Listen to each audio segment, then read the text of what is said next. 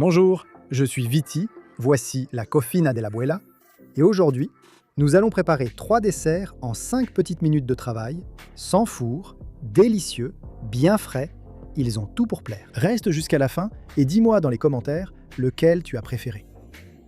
Tout d'abord, un dessert facile, délicieux, préparé en 5 minutes et avec 5 ingrédients. Sans œufs, sans four, merveilleux. Waouh, quelle allure à ce flan! C'est une véritable merveille et dès que tu y goûteras, tu ne pourras plus t'arrêter d'en manger. Regarde-moi ça. À l'intérieur comme à l'extérieur, pure merveille.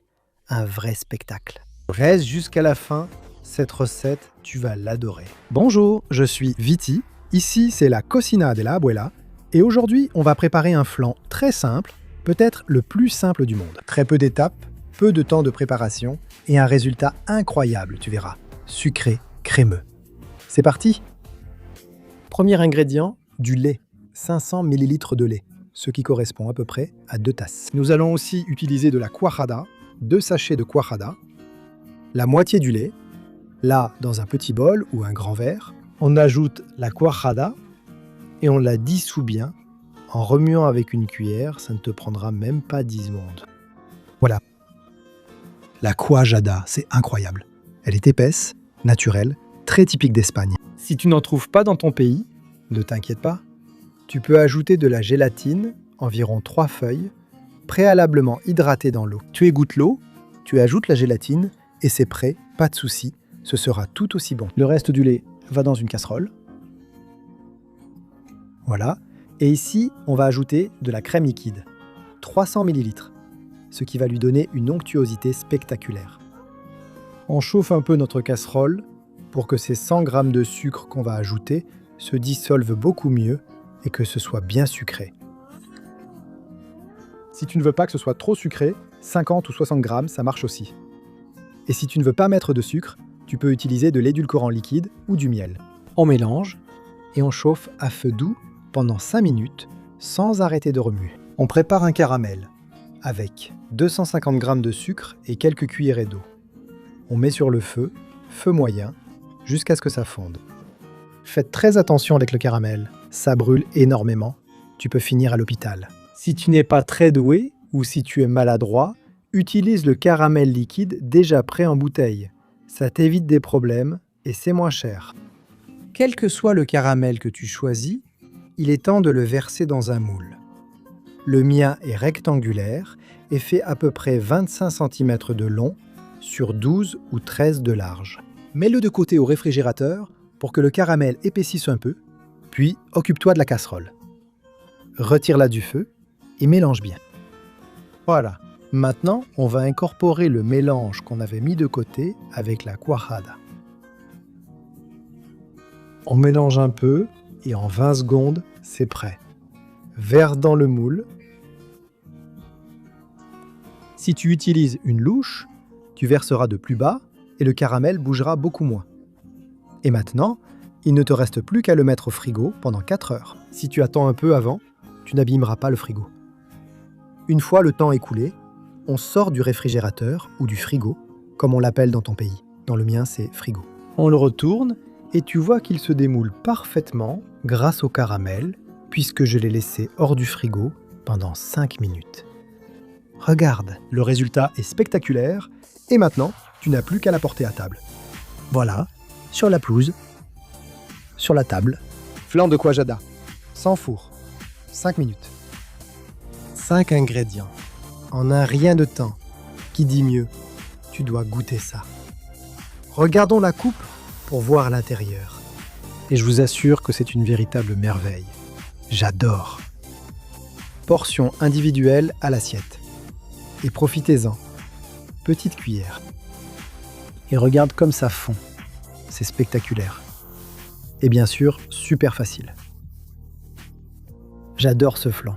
C'est une véritable merveille. Tu dois le préparer chez toi. Tu ne regretteras pas.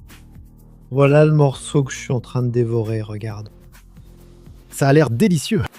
Un autre petit morceau, pour que vous voyez comment cette merveille fond. Tu vois? Deuxième nom. Il te faut 5 minutes pour obtenir cette tarte super crémeuse. Tarte au citron, bien fraîche, crémeuse, avec un super goût. Dans mon cas, au citron. Et je t'annonce déjà que tu peux la préparer avec n'importe quelle autre saveur. C'est une merveille. Regarde. Waouh! Incroyable. Ingrédients, très simples. D'abord, 3 feuilles de gélatine que nous allons hydrater dans l'eau. Voilà, dans le petit bol. Cette gélatine met quelques minutes à s'hydrater. Tu peux aussi utiliser de la gélatine en poudre. Celle que tu veux, pas de problème. On continue. Nous avons besoin de crème. 500 ml de crème à fouetter. Nous allons séparer 200 ml des 300 restants. Donc, j'en laisse 200 ici. Et les autres, je ne les sors pas de la brique. On passe à une casserole. Nous versons les 200 ml de crème que nous avions mis de côté. Et nous allons y ajouter 50 g de sucre. Nous ajoutons le sucre dans notre petite casserole. On allume le feu, feu doux, et on laisse se dissoudre pendant 20 secondes. Tu devrais l'avoir prêt. Remue un peu et on continue. On revient au petit bol. Regarde. Tu vois? Ça s'est hydraté. C'est tout mou. On l'a. On égoutte et sans aucune eau dedans de notre mélange de crème et de sucre bien dissous. Et en moins de 5 secondes, ça va fondre. Pour préparer ce dessert, il te faut 3 yaourts. Astuce, si au moins l'un d'eux est au citron, ça donnera beaucoup plus de goût. Note-le bien. Je suis Viti, voici la Cocina della Abuela. Reste jusqu'à la fin, tu vas adorer le dessert. Gâteau ultra facile. La voilà. C'est au tour de nos yaourts. On met tout dedans. C'est une bonne astuce d'utiliser ces yaourts grecs parce qu'ils sont super crémeux. On mélange, on incorpore et on continue à feu doux pendant une petite minute. Pendant ce temps, passons à l'ingrédient suivant. C'est pour la base. Il nous faut une bonne poignée de biscuits. 10 suffisent. On les casse et on les émiette. À la main ou à la machine. Toba. Moi, je le fais en quelques secondes. Si tu veux le faire à la main, le mieux c'est d'utiliser un rouleau à pâtisserie, en les mettant dans un sac et en les écrasant, comme s'il n'y avait pas de lendemain. Voilà. Elles doivent ressembler à du sable fin. On verse dans un bol. Et ici, on va préparer ce qui sera la base de notre tarte. Du beurre. Avec 80 g de beurre, c'est suffisant. On le fait fondre au micro-ondes par intervalle de 10 secondes jusqu'à ce qu'il soit complètement liquide. On l'ajoute avec le biscuit émietté. Remue. Jusqu'à ce que les deux ingrédients soient bien mélangés. Et on verse le tout dans un moule. Dans ce cas, il fait 18 cm. Et on l'a beurré parce qu'on est des gars prévoyants, bien sûr. Et comme ça, le gâteau ne collera pas. C'est une astuce qu'on va utiliser et qu'on utilise toujours. Un verre. Il est rond en bas et ça nous permet d'écraser tout ce biscuit. L'aplatir et recouvrir parfaitement le fond de ce moule circulaire. Et voilà, c'est fait. On passe à la crème qu'on n'avait pas encore utilisée. Dans ce cas, il s'agit de 300 ml de crème, elle est bien froide. Comme ça, elle montera beaucoup mieux, c'est ce qu'on va faire maintenant. Double cream, crème à fouetter, crème double, crème à monter, nata, comme on l'appelle en Espagne. Comment l'appelez-vous dans votre pays? C'est celle-ci. Produit laitier, qui contient environ 34-35% de matière grasse. Elle monte super bien, elle est parfaite pour les desserts. Je vais le faire à la machine, comme ça prendra seulement 20 secondes. Tu peux le faire à la main avec un fouet, ne t'inquiète pas. Mais avec ces fouets électriques, regarde le résultat. Incroyable. En moins de 20 secondes, j'ai la crème bien montée. Le test ultime, on retourne le bol et ça ne tombe pas. Voilà. Prochaine étape, facile. Ce qu'on avait dans la casserole a déjà perdu de la température. C'est refroidi. Et maintenant, on va l'ajouter au mélange. Ne le mets pas chaud, sinon la crème va retomber. Le petit secret de la recette d'aujourd'hui, il faut incorporer les deux mélanges en douceur, avec des mouvements enveloppants. pour que la crème ne retombe pas. Comme ça reste bien haut et super chouette. Donc, petit à petit, et toujours avec les deux préparations presque ou complètement froides, comme ça, ce sera parfait. Donc tu continues, tu mélanges. Petit à petit, ne l'incorpore pas d'un coup. Et ce sera parfait. Je pense que ça me prendra 3 ou 4 fois. Allez, une fois ajouté, ce sera aussi crémeux que ça. Tu vois? C'est cette texture-là. Parfait. On revient au moule. D'un autre mélange. La voilà. Waouh, quelle merveille. Dès que tu as tout mis dans ce moule, tu lui donnes un petit coup. Et on passe au glaçage. Ça part au frigo, et nous, on passe au glaçage. Nappage à la gélatine. Tu peux utiliser la saveur que tu préfères. Si tu pars sur le citron, alors prends celle au citron, mon gars. Si c'est pour des enfants et qu'ils aiment la fraise, alors la fraise. Celle que tu veux. Si tu ne veux pas utiliser de gélatine, pas de souci. Avec de la noix de coco râpée, de la cannelle et surtout du chocolat râpé, c'est spectaculaire. À ton goût, mon gars. Chaque préparation a ses propres instructions. Moi, j'avais utilisé celle au citron. Ce qu'on doit faire, c'est 200 ml d'eau très chaude.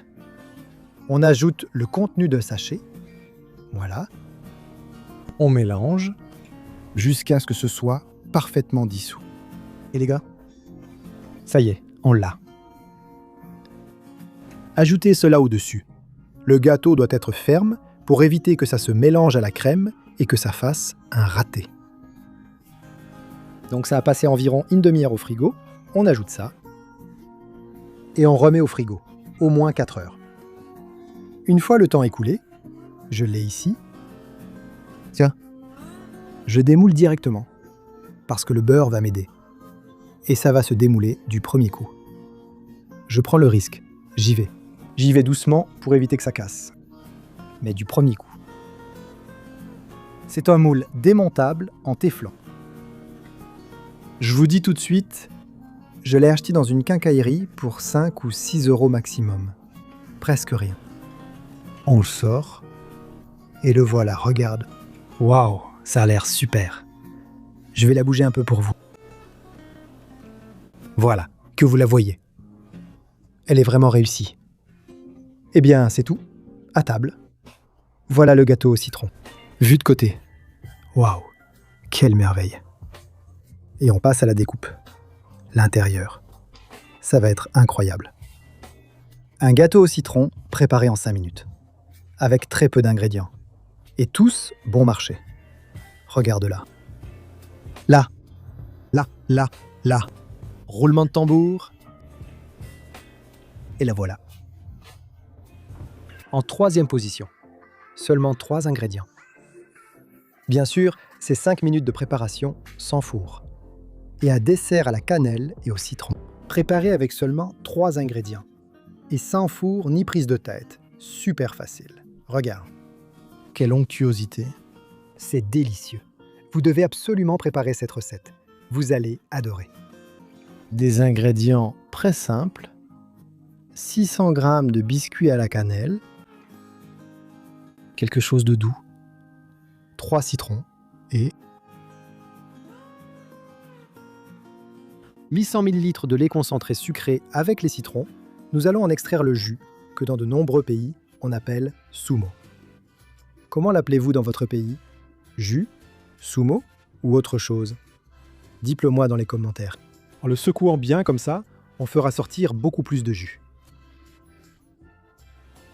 Je choisis le manuel car je suis paresseux et ne veux pas brancher le modèle coûteux. On le fait à la main et tout de suite on aura notre jus de citron prêt, ou jus de citron, comme vous l'appelez. Avant que la fête des commentaires ne commence, je vous dirai que j'ai utilisé des citrons.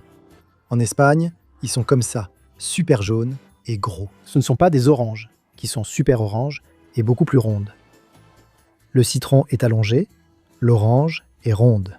Si dans votre pays vous avez des citrons qui sont plus verts et plus petits, je vous recommande de goûter au fur et à mesure que vous faites le mélange, car ils sont beaucoup plus acides. Le résultat sera tout aussi bon, mais goûte-le au cas où ce serait trop acide. Sinon, utilise ceux-ci. Ce sont ceux qu'on trouve en Espagne. Et je crois qu'en Europe, les citrons sont comme ça. Et dans ton pays, ils sont comment? Dis-le-moi, je veux savoir, dans les commentaires. Je sais qu'au Mexique, ils sont comme ça, plus petits et verts. En Argentine, je crois qu'il y a les deux types. Au Chili, il me semble qu'ils sont petits. À Miami, il y a de tout. Mais je crois que ceux qu'on utilise le plus sont les verts. Enfin, il y en a plein. Et bien d'un bon citron bien pressé, on va obtenir tout ce jus qui va donner un goût incroyable à la crème. Voilà. En plus, apparemment, ça aide à épaissir. Voilà. C'est ça, alors on va le faire avec les 3 citrons. Je secoue. Je coupe. On presse. Et voilà. Un grand bol. On y met le lait concentré sucré. Quelle onctuosité. Comme c'est bon. Quelle douceur. Fantastique. Allez, on y va. 800 ml de lait concentré sucré. Nous ajoutons le jus de citron. Et maintenant, nous allons bien mélanger avec notre batteur ou avec un fouet manuel. L'important, c'est que ce soit bien mélangé. Alors, on va y aller à fond. D'abord comme ça, pour éviter les éclaboussures, et ensuite à fond. Vous voyez comment ça s'intègre peu à peu? Après 20 secondes, il y a déjà une certaine consistance, comme ici. Il ne me reste plus beaucoup. Eh bien, ça fait environ 1 minute qu'on bat. Là, c'est bien intégré. C'est la crème qu'on recherche. Voilà. Ne vous inquiétez pas si ça vous reste comme ça. Un peu pas liquide, mais très crémeuse. Parce que ça ne change rien. Ce sera fantastique en refroidissant. Un moule, voilà, comme celui-ci. Je vais faire un super truc. J'ai toujours un doute. D'abord, la crème ou le biscuit? Avec le biscuit en bas, ça se démoule mieux. Avec la crème en bas, les biscuits de la première couche ne bougent pas. Je vais tenter un truc. Juste un peu de crème à la base. Juste ce qu'il faut pour que les biscuits collent. Sur cette petite couche de crème, je mets les petits biscuits. Voilà. Je couvre bien avec des morceaux. C'est parfait. La première couche est prête. Quel moule j'utilise? Celui que tu veux. Moi, j'ai utilisé un petit moule d'environ 18 cm. Comme ça, j'obtiens un gâteau bien haut, comme je l'aime. Utiliser un moule rond est plus compliqué. Il faudra alors former les biscuits en rond. Vous pouvez aussi utiliser un moule plus grand pour un gâteau plus bas et des parts plus grandes. Aucun problème, à votre convenance. Qu'est-ce qu'on fait maintenant? On ajoute la crème. Combien? Une bonne quantité pour que ce soit bien moelleux. Il faut que les couches soient bien distinctes. Voilà. Allez, 4 bonnes cuillerées comme ça. Bien sûr. On étale bien. C'est pas difficile non plus parce qu'après, il y aura une couche de biscuits. Donc on peut en profiter pour tasser un peu ensuite avec la prochaine couche de biscuits. Allez. Voilà. On étale bien. Regardez la crème. Ça a l'air délicieux. Les petits biscuits. Pas besoin de les humidifier parce qu'ils vont s'humidifier avec cette crème. Si vous voulez les tremper dans du café, allez-y. C'est aussi très bon. Regarde, première couche. On continue à mettre des biscuits. Voilà, on joue à Tetris. L'une après l'autre. C'est super facile. Moi, j'ai utilisé ces petits biscuits-là. Voilà, des petits biscuits à la cannelle. Ils ont un goût intense de cannelle. Et ils sont aussi très parfumés. Ça marche super bien. Si vous voulez utiliser un autre type de biscuit, pas de problème. Allez-y avec des biscuits au chocolat. Ce que j'ai déjà fait et ça a très bien marché. C'est super bon. Et avec ceci aussi. Bon, voilà. J'ai déjà monté l'étage suivant. J'ajoute encore une bonne dose de crème. Voilà. Regarde la consistance de la crème. Et elle va devenir encore plus ferme, même si elle restera crémeuse en refroidissant. Elle est facile à travailler. On dirait presque un yaourt grec. Voilà. On étale bien. Et dès qu'on l'aura, on placera la couche suivante, le prochain étage de biscuits.